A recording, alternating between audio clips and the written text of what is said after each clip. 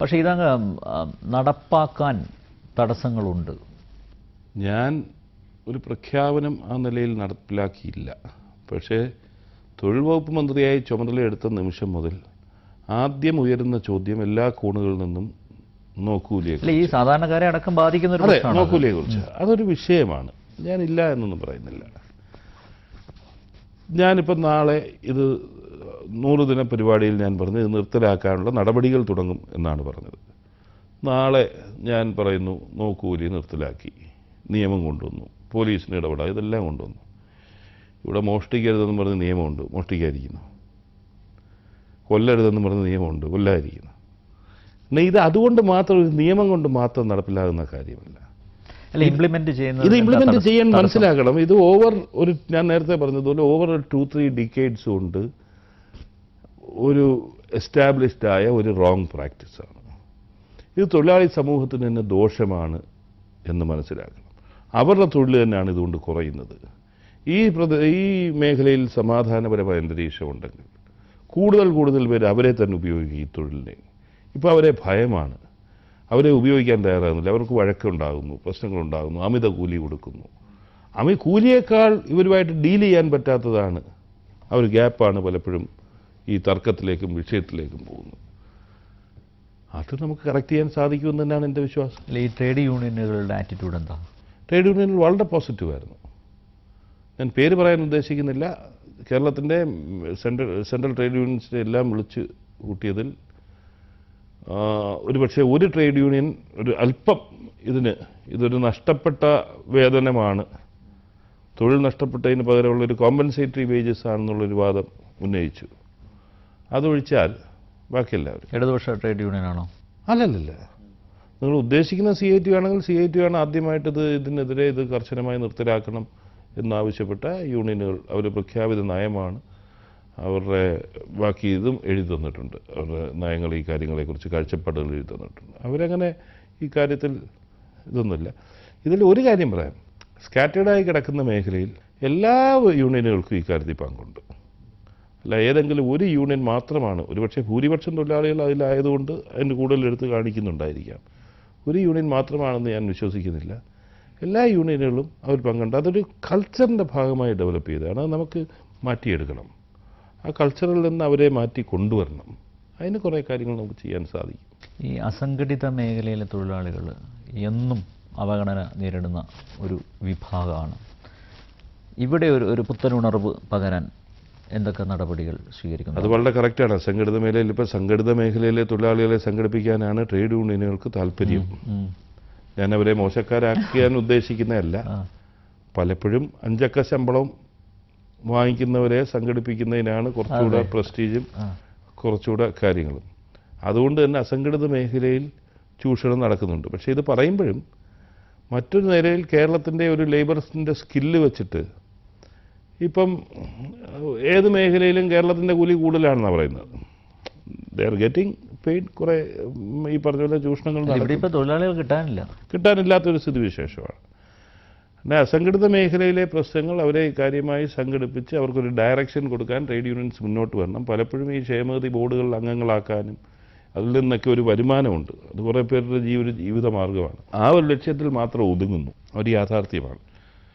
നമ്മൾ അഡ്രസ് ചെയ്യേണ്ട ഒരു വിഷയമാണത്. അന്യസംസ്ഥാനങ്ങളിൽ നിന്നും തൊഴിലാളികൾ ഇഷ്ടം പോലെ, അവരെയും വളരെ തുച്ഛമായ വേതനം കൊടുത്താണ്. ആ മേഖലയിലും ഒരുപാട് പ്രശ്നങ്ങളുണ്ട്.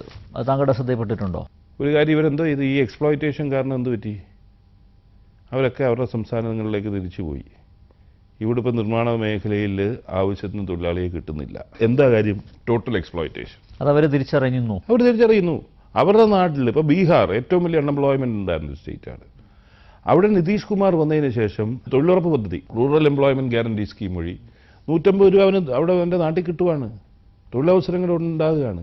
അവൻ പിന്നെ എന്തിനു ഇവിടെ ഇരിക്കണം? ഇവിടെ 150 രൂപ കൊടുക്കുന്നവർക്ക് മനുഷ്യത്വരഹിതമായ സാഹചര്യങ്ങൾ താമസിപ്പിക്കുന്നു. മറ്റുള്ള ഒരു ഉറപ്പുമില്ല, ഒരു ആനുകൂല്യമില്ലാത്ത നിലയിലേക്ക് നിൽക്കുമ്പോൾ പിന്നെ അവരെ ഇങ്ങനെ നിൽക്കും കേരളത്തിൽ. പിന്നെ അങ്ങനെ തിരിച്ചു പോയെങ്കിൽ അതിൻ്റെ ഉത്തരവാദിത്വം ഈ എക്സ്പ്ലോയിറ്റേഷൻ നടന്നത്. അതാണ് ഞാൻ നേരത്തെ സൂചിപ്പിച്ചത്. കേരളത്തിൽ ലജ്ജാകരമല്ലേ? എത്രയോ പേര് കെട്ടിടങ്ങളിൽ മുകളിൽ നിന്ന് മറിഞ്ഞു വീണ് മരിക്കുന്നു. ഇവരൊക്കെ ഇവിടെ കേരളത്തിൻ്റെ തൊഴിലിനെ കുറിച്ചാണ് എല്ലാവരും ചൂണ്ടിക്കാണിക്കുന്നത്. ദുബായിൽ ചെന്നാൽ ഇങ്ങനൊരു യാതൊരു സേഫ്റ്റി ഫാക്ടറും ഇല്ലാതെ ആർക്കെങ്കിലും ചെയ്യാൻ ഒക്കൂ. ഒരു കൺസ്ട്രക്ഷൻ സൈറ്റ് ഉണ്ടെങ്കിൽ അവിടെ ചെയ്യേണ്ട സേഫ്റ്റി ഫാക്ടേഴ്സ് മിനിമം ആദ്യം ചെയ്യേണ്ടേ. ഇന്ന് 9 ഇടത്ത് ഈ ഹൈ ലെവൽ ടീം ഇന്ന് ഇൻസ്പെക്ട് ചെയ്തു. ടോപ്പ് ലെവൽ ഏതെങ്കിലും ഒരു സ്ഥലത്തെങ്കിലും ശരിയായ രീതിയിൽ 2 ഇടത്ത് നമുക്ക് ആക്സെപ്റ്റബിൾ, ഒരു എക്സ്ട്രീം ഹാർഡ് പൊസിഷനിലേക്ക് പോകുന്നില്ല.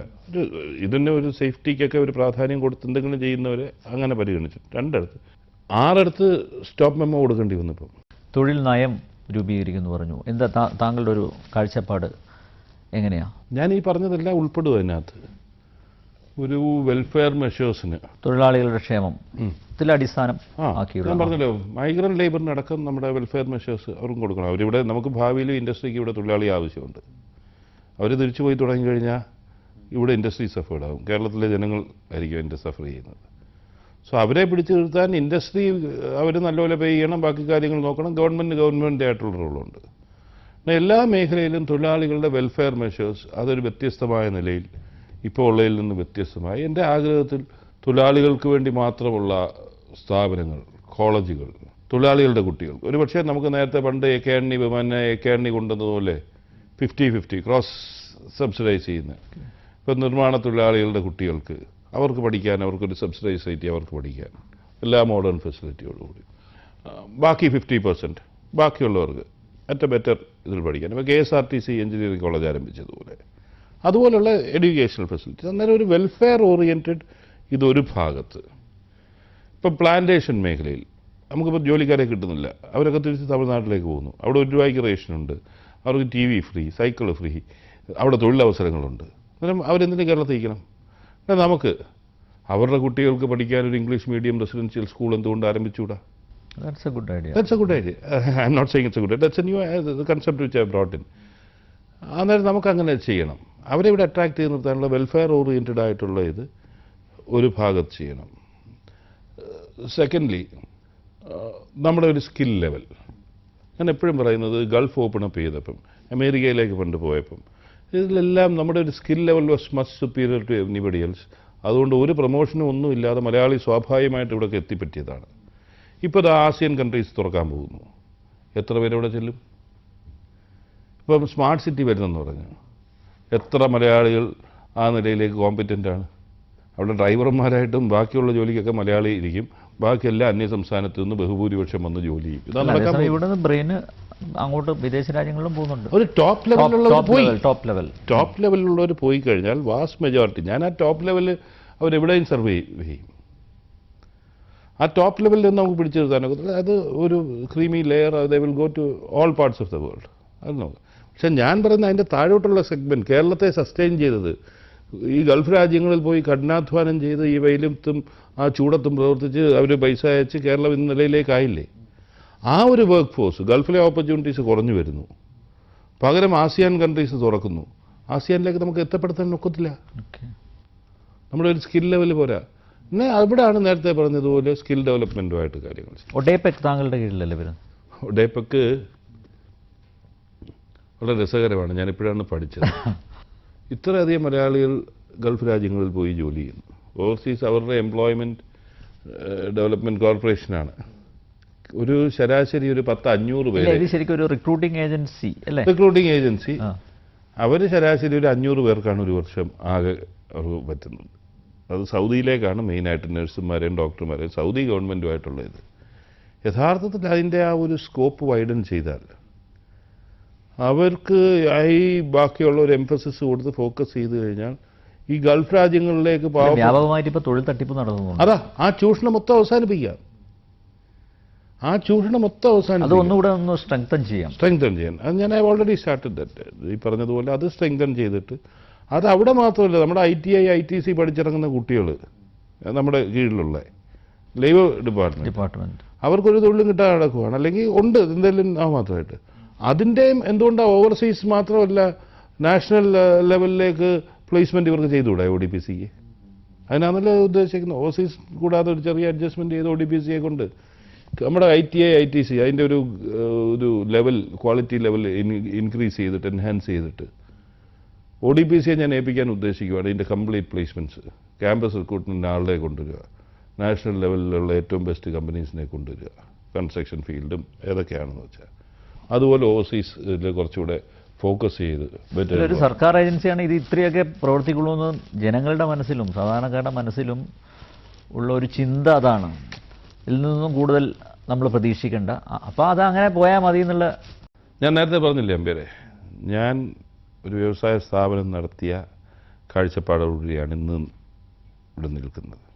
അതുകൊണ്ട് എൻ്റെ മുമ്പിൽ ഇതൊന്നും ഇമ്പോസിബിൾ അല്ല എന്ന് തോന്നലാണ് ഇന്ന് എനിക്കുള്ളത്. പ്രായോഗിക തലത്തിലേക്ക് നടത്തി വരുമ്പോൾ എന്തായിരിക്കും എന്നുള്ളത് കാലം തെളിയിക്കട്ടെ. പക്ഷേ എൻ്റെ മുമ്പിൽ ഇത് ഇമ്പോസിബിൾ അല്ല, ഇത് പോസിബിളാണ്. അത് നമുക്ക് ചെയ്യിച്ചെടുക്കണം. അല്ല, പക്ഷേ ഈ സർക്കാരിൻ്റെ തന്നെ തുടക്കം ഗംഭീരമായി അല്ലേ? 100 ദിന പരിപാടികൾ, അതിൻ്റെ പ്രസൻറ്റേഷൻ തന്നെ മുഖ്യമന്ത്രി ടാഗോർ തിയേറ്ററിൽ നടത്തിയ പ്രസൻറ്റേഷൻ തന്നെ വളരെ അപ്രിസിയേഷൻ അർഹിക്കുന്നു. ഈ ഒരു പേസിൽ മുന്നോട്ട് പോകാൻ പറ്റുമെന്ന് തോന്നുന്നുണ്ടോ? ഫൈനാൻഷ്യൽ കൺസ്ട്രെയിൻസ് ഒരു പ്രോബ്ലമാണ് ഒരു വെൽഫെയർ ഒരു സ്റ്റേറ്റിനെ. നമ്മുടെ എൻ്റെ കറക്റ്റ് ഫിഗേഴ്സ് അടുത്ത മാസം 8-ാം തീയതി മാണി സാർ ഒരു വൈറ്റ് പേപ്പർ കൊണ്ടുവരുമെന്ന് പറയുന്നു. പക്ഷേ ഒരു 95% കൂടുതൽ പെൻഷനും സാലറിയും പോകുന്ന ഒരു സ്റ്റേറ്റിൽ, ഇൻട്രസ്റ്റും കൂടെ പോകുന്ന ഒരു സ്റ്റേറ്റിൽ എത്രത്തോളം നമ്മൾ ഈ ആഗ്രഹിക്കുന്ന ഡെവലപ്മെൻറ്റ് ഉണ്ടാകും എന്ന് ഉണ്ട്. പക്ഷേ ഗവൺമെൻറ് ഒരു പുതിയ ഡയറക്ഷൻ കൊടുക്കും. ഈ നടന്നതൊന്നുമല്ല ഒരു ഡെവലപ്മെൻറ്റ് ഓറിയൻറ്റഡ് സ്റ്റേറ്റ് ആക്കി. State has to move forward. അതിൻ്റെ ഒരു ഡയറക്ഷൻ കൊടുക്കുക എന്നുള്ളതാണ് ഗവൺമെൻറ് മുമ്പിലെ ഏറ്റവും വലിയ ചലഞ്ച്. CM ആണെങ്കിൽ ആ കാര്യത്തിൽ നിങ്ങൾക്കറിയാവുന്ന പോലെ ഒരു അതിവേഗം മുന്നോട്ട് നീങ്ങുകയാണ്. ഞങ്ങളൊക്കെ പലപ്പോഴും ഭയക്കുന്നത് ഇതാണ്, നമ്പ്യാർ ചോദിച്ച ചോദ്യം തന്നെ. വേഗത കൂടിക്കഴിഞ്ഞാൽ അപകട സാധ്യതകൾ കൂടുതലുണ്ടെന്നാണ് ഇത്. അതുകൊണ്ട് ഈ പറഞ്ഞതുപോലെ. ബട്ട് CMനെ സംബന്ധിച്ചിടത്തോളം ഒരു ചുരുങ്ങിയ സമയം കൊണ്ട് we have to do it എന്നുള്ളൊരിതാണ്. അതുകൊണ്ട് എന്താണ് മന്ത്രിമാരൊക്കെ ഒരു കാലഘട്ടത്തിൽ പ്രഷറുണ്ടോ? നല്ല അതിനോട് മന്ത്രിസഭയിലെ അംഗങ്ങളിൽ അദ്ദേഹം പ്രഷർ ചെലുത്തുന്നുണ്ടോ? പുള്ളിയുടെ ഒരു പ്രഷറല്ല, സ്വാഭാവികമായിട്ട് പുള്ളിയുടെ സ്പീഡിനോടൊപ്പം ചേരണമെന്നുള്ള ഒരു മത്സര ബുദ്ധിയോടുകൂടി ഇന്ന് മന്ത്രിമാർ പ്രവർത്തിക്കുന്നത് ഏറ്റവും നല്ല കാര്യമാണ്. ഞാൻ വിചാരിച്ച ഞാനാണ് ഏറ്റവും അധ്വാനിക്കുന്ന കൂട്ടത്തിന്. കഴിഞ്ഞ ദിവസം എൻ്റെ ഒരു സഹപ്രവർത്തകനെ കണ്ടപ്പോൾ ഞാനൊരു 16 മണിക്കൂർ വരെ ജോലി ചെയ്യുന്ന വലിയ കാര്യമാണെന്ന് പറഞ്ഞ് ഞാൻ നിന്നപ്പോൾ അദ്ദേഹം 18 മുതൽ 20 മണിക്കൂർ വരെ ജോലി ചെയ്യുന്നതായിട്ടാണ് കാണാൻ സാധിച്ചത്. അന്നേരം മന്ത്രിമാർ തമ്മിൽ ഒരു മത്സര ബുദ്ധിയോടുകൂടി പ്രവർത്തിക്കുന്ന ഒരു സാഹചര്യം, to reach the speed of the direction of the CM പോകുന്ന ആ സ്പീഡിൽ എത്താനുള്ള ഒരു മത്സര ഓട്ടത്തിലാണ്.